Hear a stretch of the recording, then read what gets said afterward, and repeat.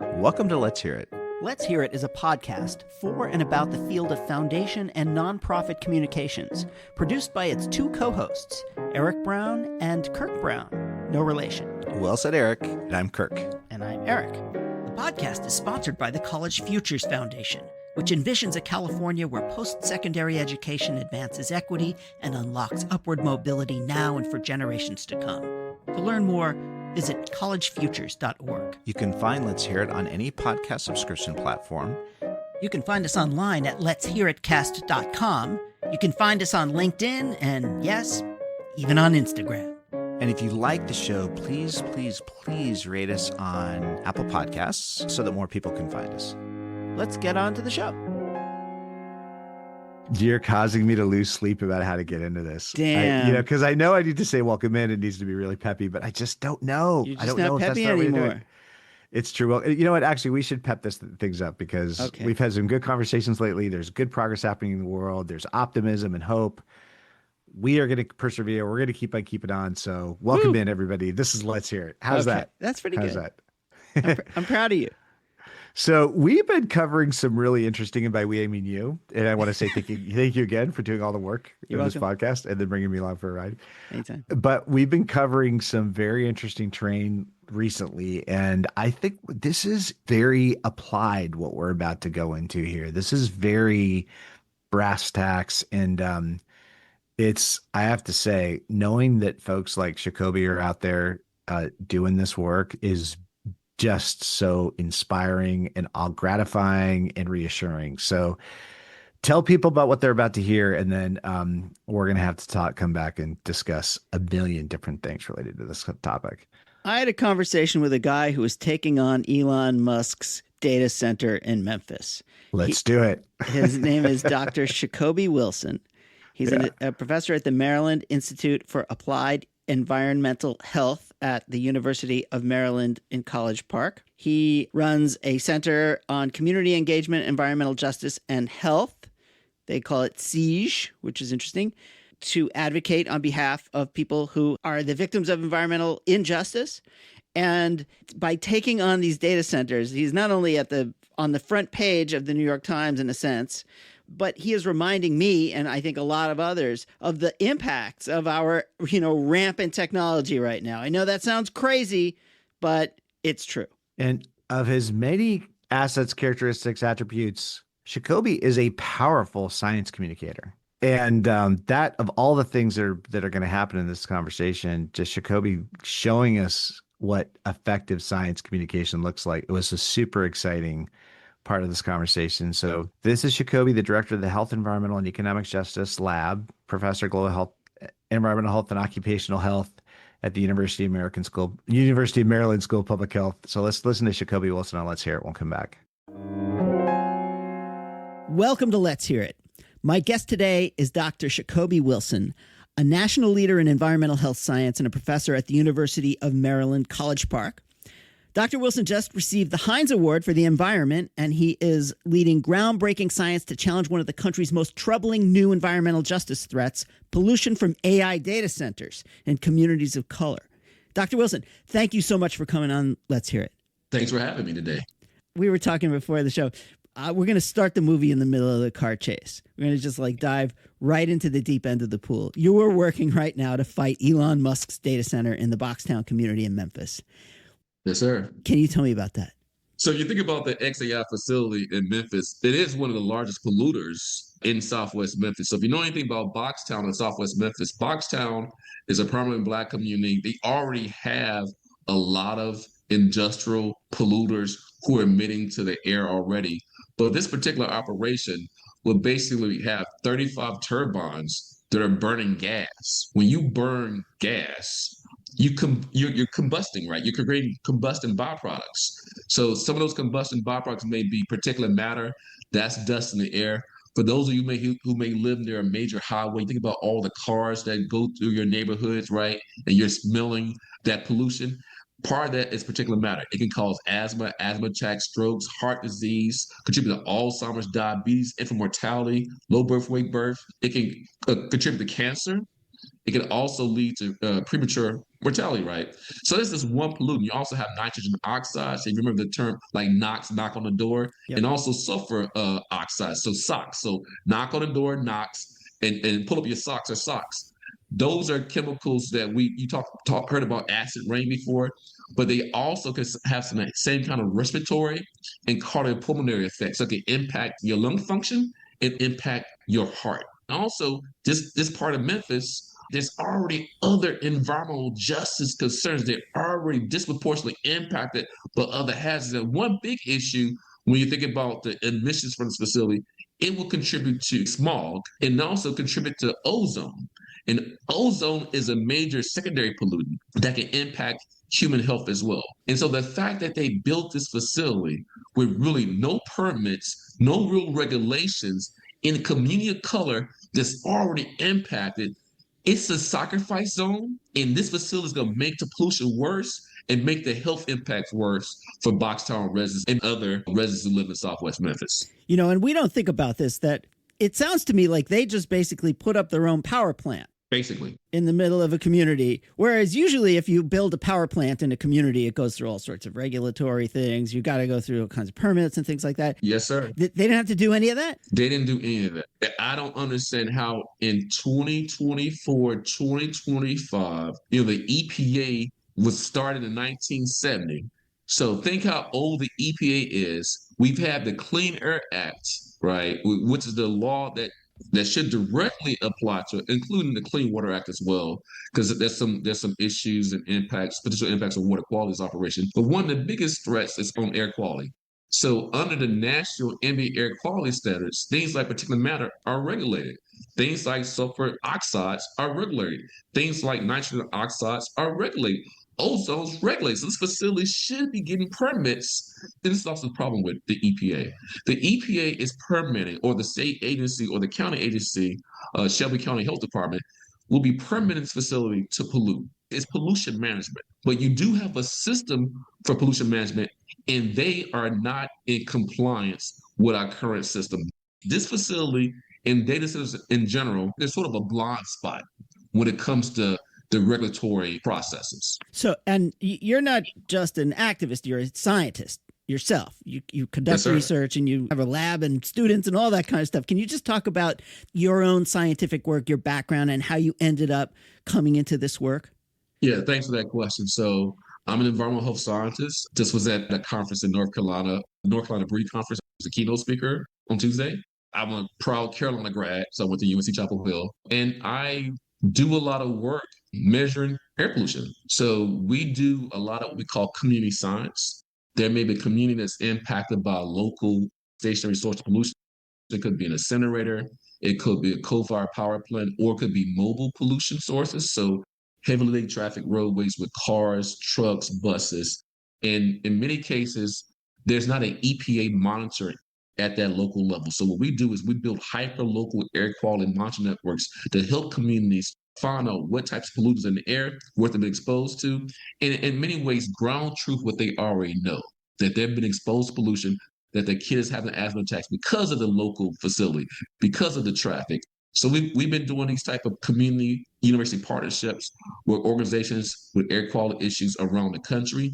We work in Newark, New Jersey with Southwood Environmental Alliance, SWIA. We've been doing work with folks in North Charleston in the past with the local insurance model communities. We do monitoring at high schools in Prince George's County. We do monitoring in Cheverly, Maryland. We work with South Baltimore Community Land Trust and folks at Johns Hopkins to do monitoring around Curtis Bay, another community that has like similar concentration of environmental hazards like what you see in Southwest Memphis. So we were invited by Justin Pearson and MCAP to provide some technical assistance support to do some monitoring, because there's not enough monitors in Southwest Memphis to really capture the pollution burden, the air pollution burden that people are experiencing in that community. You must be very well organized because you have a lot of work going on in a lot of places. How are you using these various stories to bring them together to tell a bigger story about existing environmental challenges, but now these new ones as well? It feels like every time you turn, there's a new challenge that you have to deal with. How are you kind of pulling this together into a larger, if you want to call it a narrative around environmental justice? Yeah, so if you think about, oh, great question. You think about environmental justice and particularly air quality issues. Many classic environmental justice issues are really energy justice issues. So you think about dirty fossil fuel infrastructure from extraction of oil and gas, whose communities are disproportionately impacted? Low income communities, communities of color. We think about transport, pipelines, fossil fuel by rail, whose communities are disproportionately impacted on average more, right? We think about refineries, whether it be in Cancer Alley, the Houston Ship Channel, Richmond, California, Newark, New Jersey, whose communities disproportionately host refineries and petrochemical operations. And then you think about combustion of fossil fuels, whether it be at coal-fired power plants, gas-fired power plants, incinerators, whether it be in our cars, trucks, buses, 18-wheelers, whose communities disproportionately host those highways and byways? Communities of color, low-income communities. That's legacy pollution sources, right? Now you have these emerging, with big data, AI, and these emerging technologies where you may have the same communities who are experiencing disproportionate impacts or who are living in sacrifice zones, who are experiencing toxic trauma due to the legacy hazards, who may experience similar environmental burdens, health impacts because of the burning of fossil fuels at these operations, at these data centers. And in addition, these data centers may have a strain on the grid. And what does that mean for low income consumers? We have this huge facility that's using up a lot of the power. And also there's concerns about water quality impacts. So it's multimedia impacts from these data centers. So yes, there's a benefit because we are in a digital age. I think our regulations are not keeping up with the environmental landscape, the burden of these operations on communities that have already been dumped on, who've already been for generations upon generations been impacted by health hazards. So it's an opportunity to take the lessons learned from our work on legacy hazards and dirty fossil fuel infrastructure and apply those lessons learned, apply those best practices, the environmental monitoring approaches, the health impact assessments, the community engagement, the community organizing, the advocacy and policy work, apply that to data centers. Obviously, Washington is a really, really challenging place to do this kind of advocacy these days. You're not going to get any help out of Washington. And so my guess is that you do spend more time in those communities and in those states and regions trying to move for better monitoring, better legislation, better remediation and things like that. How does your kind of regional approach work? I believe you've already been able to stop certain data centers from being built or expanded. Can you just talk about what kind of strategies you can employ given frankly, the lack of help you're going to get from Washington anytime soon? It's a really interesting time. Of course, as we know in Washington right now, there's a huge anti-environmental justice sentiment within the administration. There's been a dismantling of the federal environmental justice infrastructure from the Office of Environmental Justice to the National Environmental Justice Advisory Council to CEQs, White House Environmental Justice Advisory Council, mapping tools like Climate Justice Economic Screening Tool, the executive orders, 14096, 12898, the Justice 46 order, all that stuff is going, right? But the work has always been where the rubber meets the road, hits the road, we can get more done is at the state level. Environmental justice is local. Environmental justice is about zoning. It's about planning, working with state agencies.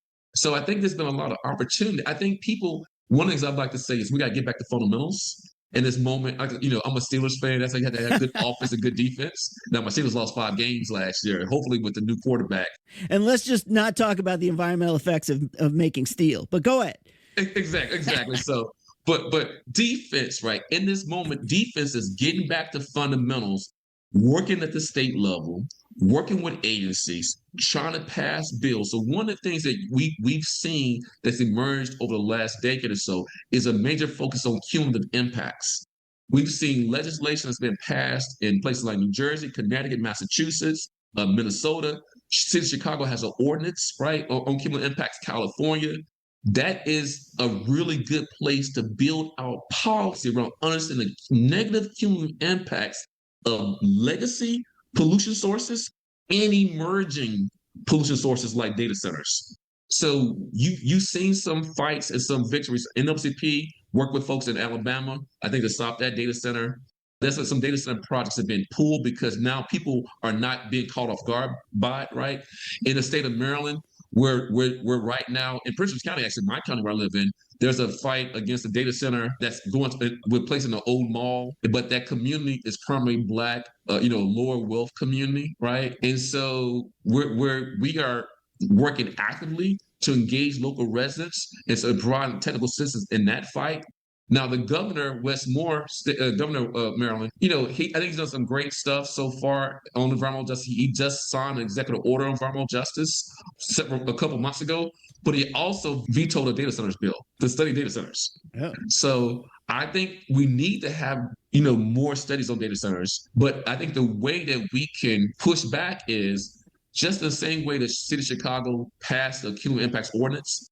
We could pass local level ordinances that can really stop data centers in their tracks. So have a local level ordinance, because it really is about planning at that county and, kind of town, municipal level. That's something we can do. Bringing in more monitoring is something we can do. Requiring a permit, first of all, right? Making sure that they comply with the Clean Air Act, or making sure they comply with the National Environmental Policy Act, or your state level equivalent to the National Environmental Policy Act. Making sure they comply with that. Requiring them to have greater permit restrictions and where the facilities can go, what types of fuels they can burn, how many turbines can they use at one time, the monitoring that they should have at the facility, and then what type of mitigation they should be required to do. These facilities, let me say this, I'm going to pass the mic back to you. It's your show. Digital age, right? They should be zero emission facilities. With AI and all the technology, why on God's green earth would we even allow this type of supposedly best technology, cutting edge, to actually pollute? They should be cutting edge and leading edge when it comes to being zero emissions facilities. Yeah, it's kind of like having your electric car, except that you have a little coal power plant in the back that you plug it into, right?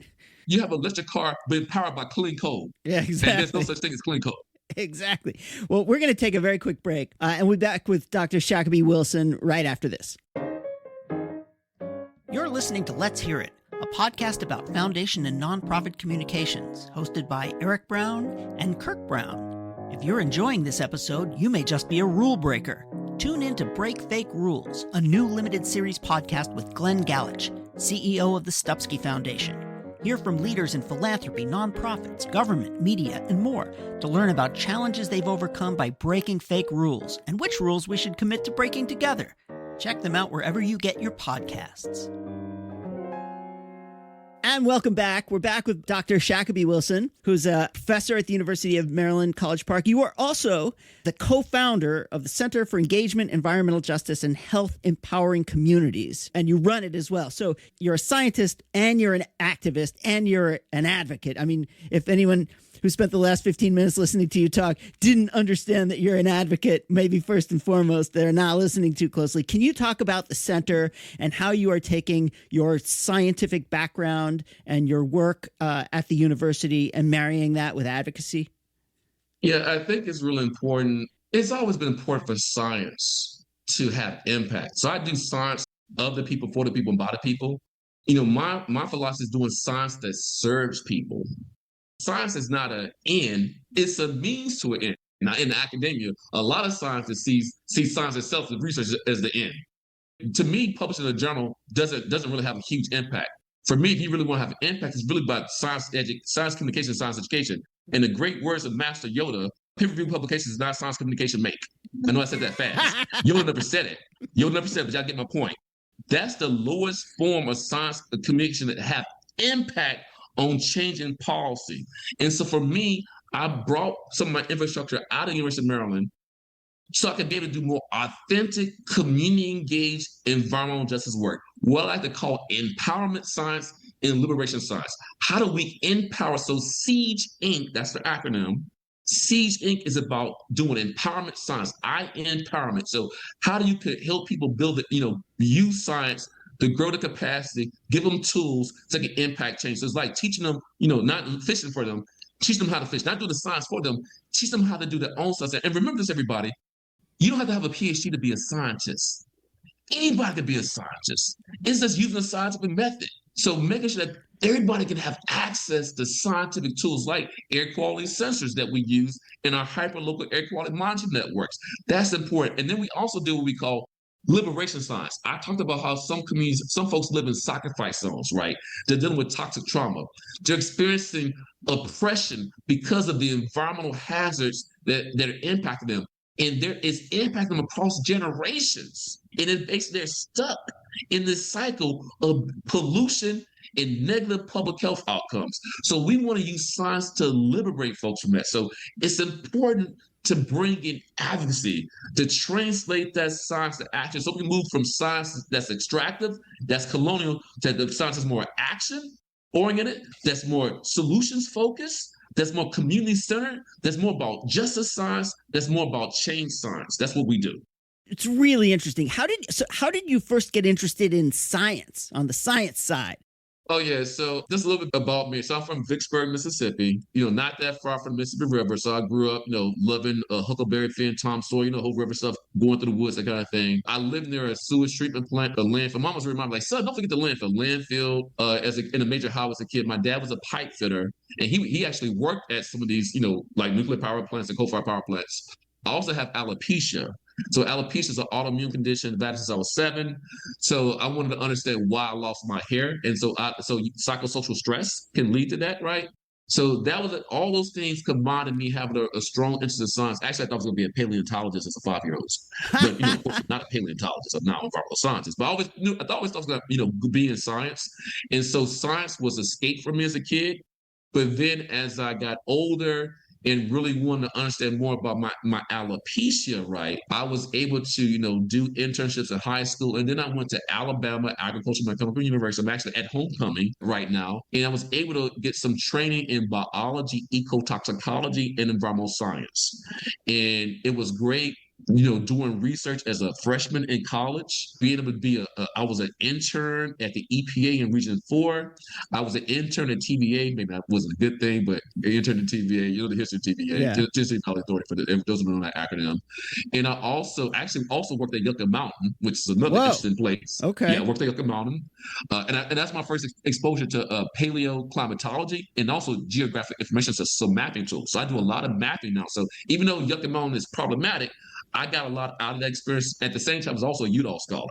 So I worked at Yucca Mountain. I was also a Udall scholar at the same time. So I was a 1997 Udall scholar. So all of that came together really to get me interested in the field of environmental health. And then at a conference in 1995, I met Reverend Dr. Benjamin Chavis, who coined the term environmental racism and the fight against the polyclonal biphenyl landfill in Warren County, and also met Dr. Robert Bullitt, who known by many as father of the environmental movement. And I knew from that day I was going to do environmental justice work. So that's how I got into the environmental justice movement. That's how I got into environmental science. That's how I got into environmental justice science. Where do you see this field going? Obviously, as you have noted before, I think many folks know about Cancer Alley. They understand kind of the last generation of environmental justice, environmental racism, but you are, I think, opening folks' eyes to the current generation of environmental justice, environmental racism. Where do you see this movement going? We just had our 11th annual symposium on environmental justice and environmental health disparities, September 10th to 13th. And we talked about some of these emerging concerns around environmental. So we talked about data centers. We talked about, climate change and climate resilience and how you make, but also how as we recover from hurricanes, floods, other climate hazards, fires, how do we recover in a way that doesn't leave anybody behind, like what happened after Hurricane Katrina, right? Some people were never able to come back home. And then you have what we call climate redlining, right? Where the haves and the have-nots, some folks are able to, get the benefits and infrastructure. And because of economic and other reasons, other folks are not able to get those climate resilient infrastructure and benefits, right? And so you have those issues. I think that's an emerging front.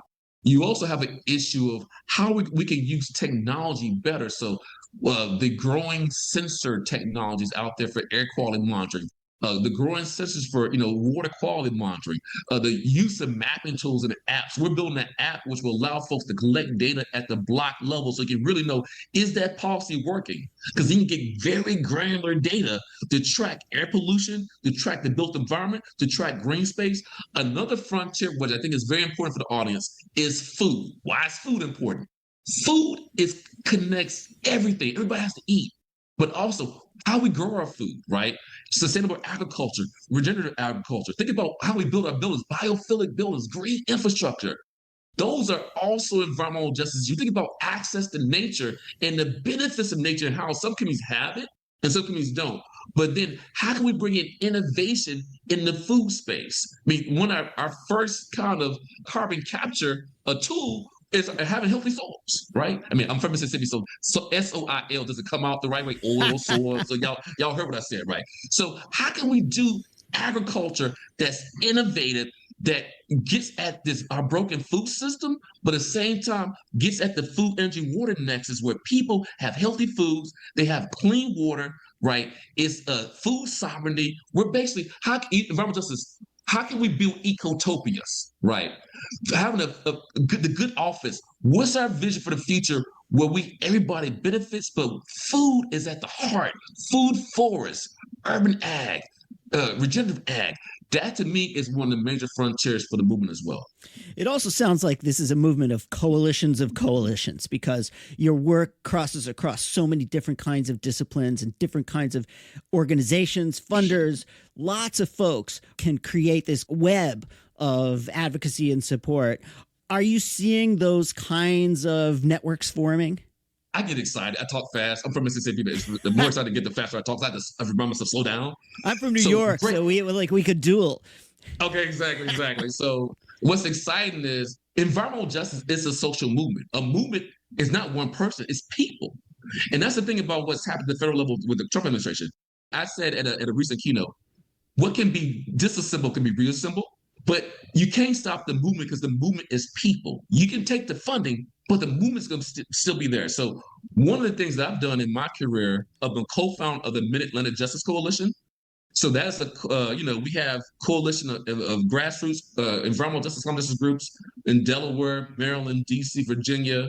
We're trying to reset some of the state tables. Our strongest state table is the Maryland state table. Now we're trying to reset the Virginia, DC state table, Delaware, and also expand to Pennsylvania. So we're working actively right now on that. I also have something called the Mid-Atlantic Climate Action Hub Match. So what we do is it was funded by the Robert Wood Johnson Foundation and also by the Waverly Street Foundation. So thank you, Waverly Street and Robert Wood Johnson Foundation. And the idea is we have community partners who act as hubs. So the Overbrook Center is an EJ group, is a hub in Philadelphia. Century Emporia Familiar is a hub in Prince George County, also engaging Latinx populations across the Mid-Atlantic. Empower DC is a hub for DC. United Parents Against Lead is the hub for Virginia. Citizens of Eastern Shore Health and Success Health and Environmental Network are the hubs at Eastern Shore and Southern Delaware, where they're dealing with a lot of industrial chicken farms. South Baltimore Community Land Trust is the hub for Baltimore. So we have a hub model where they're doing community engagement, technical assistance. We provide support. So we bring that empowerment science and that technical assistance framework, support frontline fence line groups that are fighting climate injustices. And that to me is a model similar to the TICTAC. That's an acronym for Thriving Communities Technical Assistance Center. It's having these technical assistance hubs, but that are made of the organizations on the front line, the fence line, and we provide support to those organizations. I think Match has been very successful, and we're looking forward to hoping to expand Match in the future. Well, you talked a little bit about how philanthropy is supporting this, and you are the recipient of the Heinz Award for the environment. So congratulations. What does that kind of recognition mean for you personally, professionally, and what does it mean for the work? I was really surprised when I got the announcement. It's been embargoed, so I've known for a few months. But when they called me and told me, I literally cried because it's hard doing this work. Just for the audience, environmental justice, it's the science and social movement. In many ways, it is the democracy. We got people fighting to make our democracy work for everybody, right? And, to make a democracy work, it takes work. You have to be on the ground. You have to organize. So to get this recognition, it recognizes, my hard work and how I've overcome challenges, some of the challenges I talked about in my early childhood challenges, and also the challenges of being in academia when you're doing work that is not the traditional research. I don't do helicopter colonial extractive science or just studying problems. I'm trying to do real action solution science. So that was great. It was affirming for me. But it's also validation for our community science approach. It's also verification that communities can do good science. It's not just a war for me, it's a war for all the frontline fence line groups that I work with, I partner with, some of my name. It's also a recognition for the environmental justice movement that it's alive and well. It's going to continue to fight. It's going to be here, and we're going to continue to fight and try to create that beloved community like Dr. King talked about. And as Dr. King talked about bending that arc, the moral arc right, we're going to keep doing that work. So it's a recognition of all that hard work. It's also, I think, it's a nod to the movement. Keep going, keep moving. We're behind you. We support you. Well, just in the minute or two that we have left, what's next for your work and for the communities that you're partnering with? I'm really excited to continue working with MCAP, Justin Pearson and his group. I think Justin just announced he's running for Congress or something. So excited for him. We're going to be doing more work on data centers. I'm also really excited about the agricultural work that I talked about. William Barber III was a keynote speaker at our symposium, and he talked about these ag innovation hubs, and it blew my mind because I like to say that I'm like a Renaissance man. Booker T. Washington meets Little House on the Prairie. So I got my garden at my house. I've been canning, doing fig preserves and blackberry jam, applesauce. And I think food, for me, I want to get in. I'm doing a new podcast with one of my colleagues, Mustafa Ali. I think everyone may know Mustafa. We're going to call it the Shack and Moose Show. I think that's the name of it. We did a practice podcast at the symposium. But we're going to be talking about these issues around food and around justice and trying to answer questions of the people and bring solutions to them. So I'm be doing that. And also I plan to write some books. I got a lot of information. Like Dr. Bullard said, he has like 19 books, but every book is like one chapter of the same book. So I want to do books about all these issues on industrial animal operations, on climate change, on communication work, on mapping tools, on air quality, and get that out to the people to make sure so we can bring EJ to everybody. So my job in the next phase of my career is bringing EJ to everybody and making sure everybody is part of the EJ movement. I think some of these data centers could run off the energy that you put off just talking about the work. Yes. You're an inspiration to me and to others I know, and I really, really appreciate what you're doing. Congratulations on the Heinz Award. Congratulations for all your incredible work. We'll certainly link to everything that you're doing on our website. Dr. Sacoby Wilson, I can't thank you enough. Thank you, Eric. It's been great to be here. Okay, and we're back. So of the many great glimpses we got in this conversation, I loved the framing around environmental justice issues are inherently energy justice issues, and that walking through all of the ways that this historic and systemic process really puts our vulnerable communities, our communities of color, closest to the areas where this fossil fuel is combusted that we just desperately need, we thought until recently, to fuel every aspect of our life, to sustain this lifestyle, to support economic growth. And what a perfect literal illustration and metaphor for how this goes. Our economic engine is fueled and so often by exposing so many of our most vulnerable communities to the negative consequences of what it takes to make that economic engine go. And I just loved that, as a longtime energy nerd, that notion that really at the heart of it, environmental justice issues are so often basically energy justice issues. That's for sure.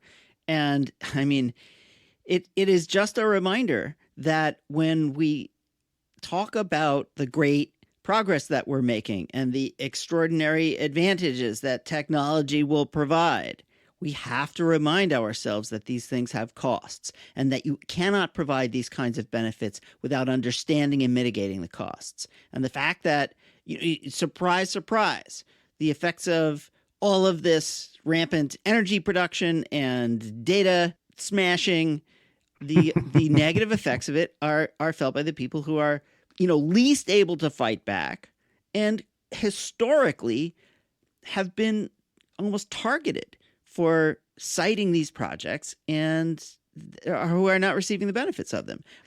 Everything old is new again here, except that now with the phenomenal amounts of energy that artificial intelligence is using and water, by the way, the problems will now be exacerbated. It's like, whatever it is, the turn of the century on crack, people. And the scale of this is just unbelievable. So this data center thing, we'll talk about the specific issue that Sacoby is working with in Memphis, but the scale of this data center transition, $200 billion a year. It's as big as the U.S.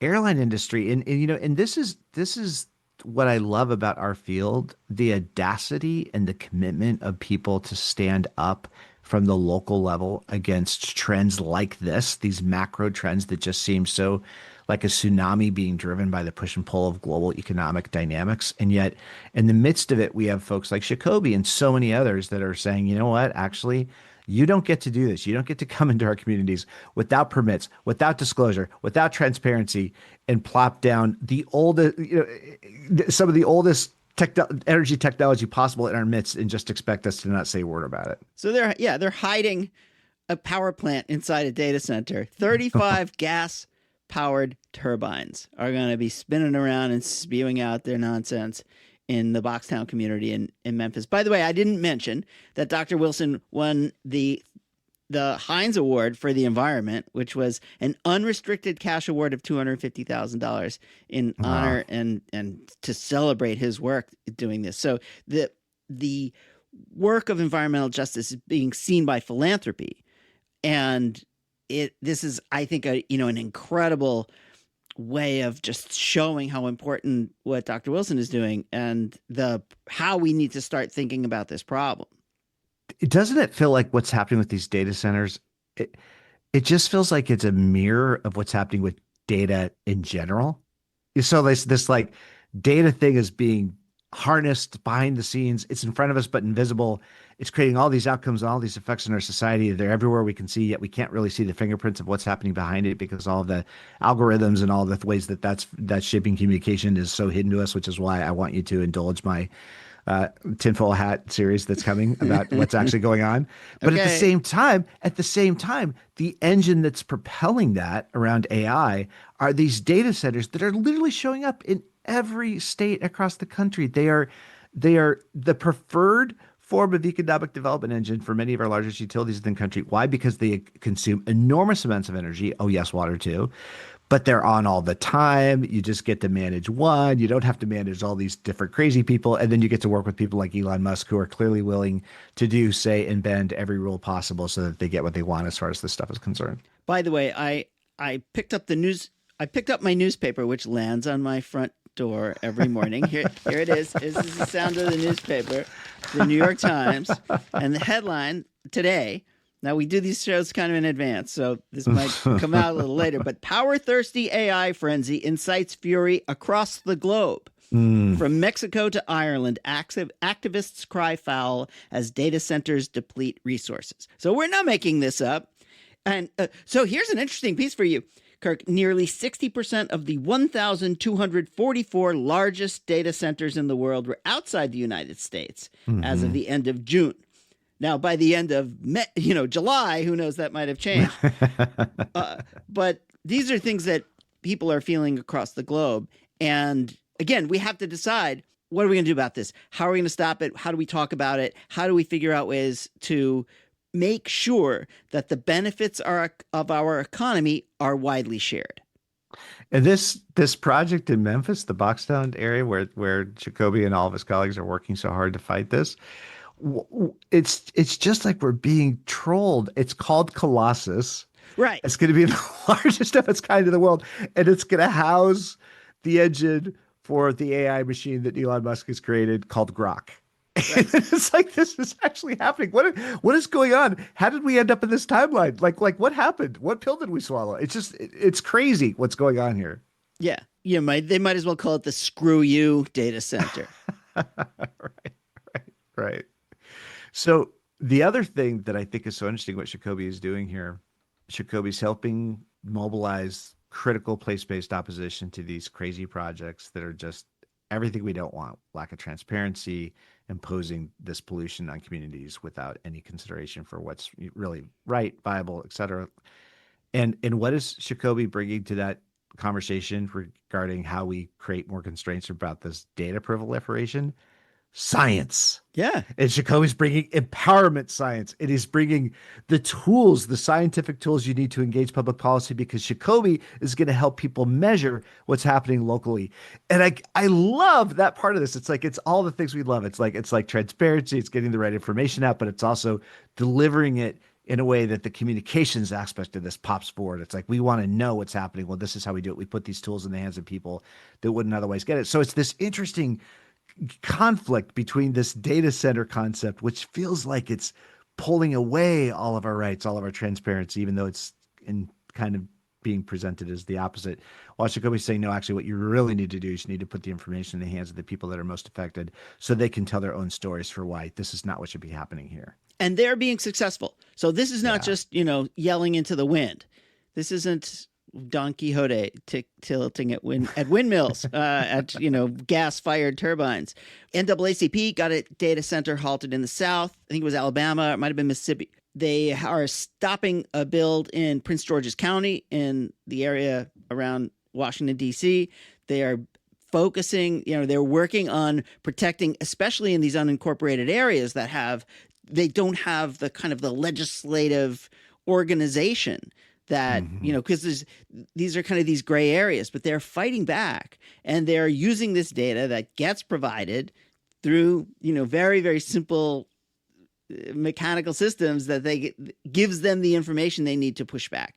And as you say, Dr. Wilson, he's a phenomenal communicator. You kind of feel like you're in church a little bit. Right. It's empowering. It's inspiring. He doesn't sound like you're running the mill, academic. This is top-notch science communication. It's so awesome. It's so great. And he quotes Yoda. Yeah, right. So what could be better? What more could you want? Nothing. But it's such a good example for people who are interested in using science and data to advance a cause. I mean, it doesn't just have to be this issue. It doesn't have to be environmental racism. It doesn't have to be AI. It doesn't have to be. It can be anything in which you need to use science to advance your ideas, but to do them in a way that is engaging, that brings people together. As we heard, he's working on coalitions of coalitions of coalitions. He is bringing people together across all sorts of disciplines who understand that they have something very important and powerful in common, and he's engaging them in this really great way to push back against these behemoths, against, what is it, Colossi and Grok. Yeah, and I love how the science becomes the organizing principle around which people can come forward and then actually activate their voices. That's just, it's so cool. It's so necessary. You talked a little bit about, there's so much here, so we're not going to get to all of it, but just this concept of the future, of what's ahead, what are the things that Dr. Wilson's thinking about. And I really, it struck me, this notion of climate red lines, that this idea of, different communities are being affected differently by the impacts today that are playing out every day, every month, every week. We see the headlines we see the feeds about what's happening across the board and so many different consequences as the weather becomes more extreme and the consequences that become more felt. And this notion that underserved communities, which are already bearing the brunt of all of these issues, so many of these issues locally, now when it comes to climate disaster and climate recovery, they're the ones that are actually feeling left behind, because the recovery dollars or the recovery process is slowest to reach those communities. So not only do they feel the impacts first, but to the extent they're receiving them at all, they're receiving the support around recovery last. And I just thought that was another really crucial aspect of Dr. Wilson's work. And I loved, even though I hate the topic, I hate that it's happening, I love that he is thinking about that and that he raised that in the context of your conversation. Absolutely. Yeah. It's so exciting when somebody comes along who kind of gets you to tilt your head a little sideways. Like, hadn't thought about it that way. I hadn't realized it makes perfect sense. Mm-hmm. And I should have been thinking about AI and data and energy in the context of environmental justice. And I hadn't been. And that he is able to take these ideas and make them understandable, relatable, powerful, and can bring people along the way he does. And I can't imagine when he sleeps, because I don't think he's running all of these projects. He runs a nonprofit. He's on faculty. He teaches. Yeah. Folks like that just really, really excite me and inspire me. And I'm thrilled that Heinz recognized him for that. By the way, I don't think the fact that he's a Steelers fan influenced the Heinz endowments. but it probably couldn't hurt, or at least it's good for them to know that I don't think we're there's gonna a look that Western close. Pennsylvania fan out there. We're not going to look that close into that. Yeah, and I love to, of course, science touches everything. And so Dr. Wilson is focusing on the topics that touch everything. Energy touches everything. Energy justice touches everything, and then you talked a little bit about the end about how food connects everything and how regenerative agriculture. And then again, your notion of coalitions, like he's clearly so deeply invested in bringing people together and bringing them forward. And coming back to the science communication piece, science is so often the stopping point. It's like we don't know how to do it. It's the special province of a very select few. It doesn't have relevance for the rest of us. And this notion of empowerment science and deploying these tools, and it is interesting. I hadn't really thought about that part. Like we're all used to now. Any one of us could, just with our little smartphone, create our own big budget movie because we've got a video camera in there that's as good as anything that was being used, 30, 40, 50 years ago, even more recent to that. Well, this notion about the upscaling and how sensor data, these sensing tools around collecting air quality information are getting so much better too, and they're becoming so much less expensive. That is just a really powerful concept to think about. Wow, how could you get that technology in the hands of so many people so that we can start in a very democratic way understanding the impacts of all the stuff that's happening around us. It's so exciting. Yeah, I totally agree. It's fun. This is a show about communications, and every so often we even get to talk about communication. So that's kind of cool too. That's great. Well, my goodness, Dr. Sacoby Wilson, doing the good work, fighting the good fight. We wish you the best for Boxtown. We wish you the best for reining in Colossus and Grok.